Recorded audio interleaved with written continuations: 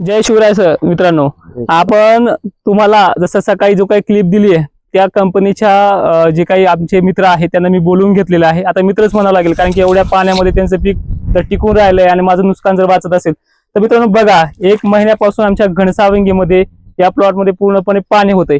कोणी कितीही काही म्हणा, प्रचार सुद्धा करायचं म्हणलं तर ठीक आहे, चालेल, पण एक जरी झाड उपटून पाहिलं ना, इतक्या पाण्यामध्ये शेंगा ह्या पूर्णपणे होपल्या जात आहेत आणि होपून सुद्धा ही परिस्थिती अशी होते शेतकऱ्यांची की त्या ठिकाणी त्या शेंगा पूर्ण होपल्या जात आहेत.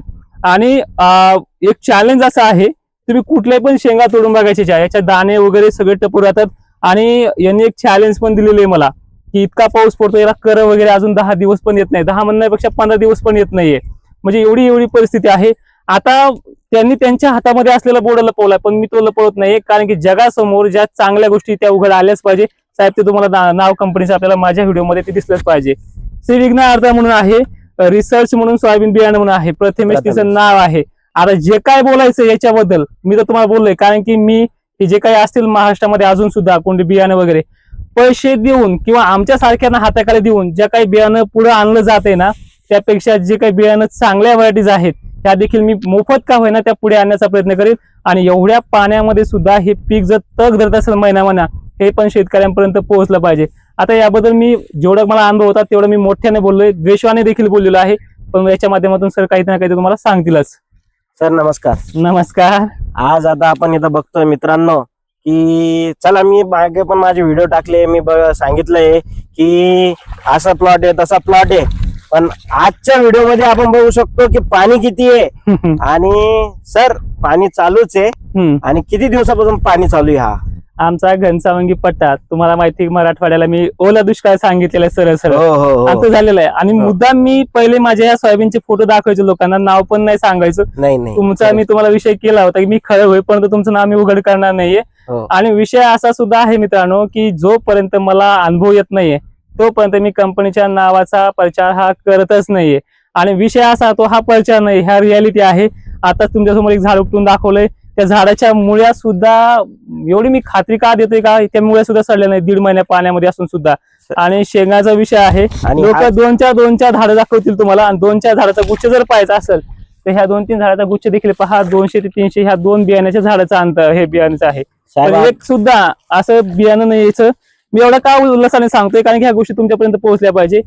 शेंगाची साईज देखील पहा, 3 दाणे, आणि दाण्याचे देखील मी तुम्हाला ओपन करून दाखवतो. पहिल्या व्हिडिओत पण दाखवले, हे दाखवलेच पाहिजे.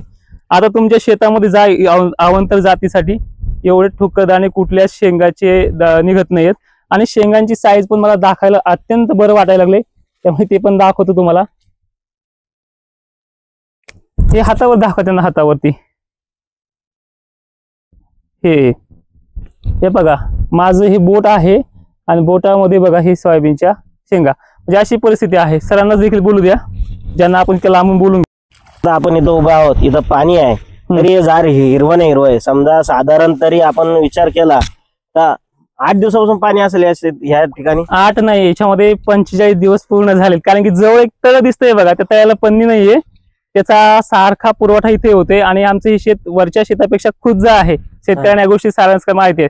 आणि तुम्ही जर ती वगळ दाखवली त्यांना, ती वगळ 24 तास नव्हे तर मागच्या 1 महिन्यापासून सारखी वाहते. जवळ असलेलं सोलारवरती आपण ही मोटर पण सुरू केलेली आहे पाणी काढण्यासाठी. पण पाऊस एवढा प्रचंड आहे की तो पाण्याला जुमानत नाहीये, शेवाळा वगैरे चालते. पण माझी एक वैयक्तिक विनंती असेल, जर ह्या विघ्नार्थासारख्या, प्रथमेश सारख्या ज्या काही कुठल्याही कंपन्या असतील ना, तरी त्यांनी प्रामाणिकपणे काम करायचं. जी कंपनी प्रामाणिकपणे 2 वर्षापासून ह्या क्षेत्रामध्ये असून सुद्धा मला वैयक्तिक ही ओपन करावी लागते, याचा अर्थ शेतकऱ्याने सुद्धा ज्याने हे बियाणं घेतलं असेल त्या बियाण्याचा उल्लेख आवर्जून करायचा आहे. आणि तुम्हाला कोणी जरी म्हणलं प्रचार वगैरे करतोय, तर चांगल्या बॅगचा प्रचार हा आपण शेतकऱ्यांनी करावा लागतोय. नक्की या गोष्टीसाठी इतर कुठल्या गोष्टीचा माध्यमाचा उपयोग केला जाऊ नये.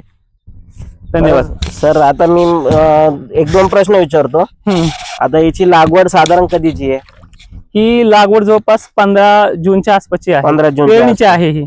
15 जून, 15 जुलै, 15 ऑगस्ट, 15 सप्टेंबर, 3 महिने झालेले आजच्या याला.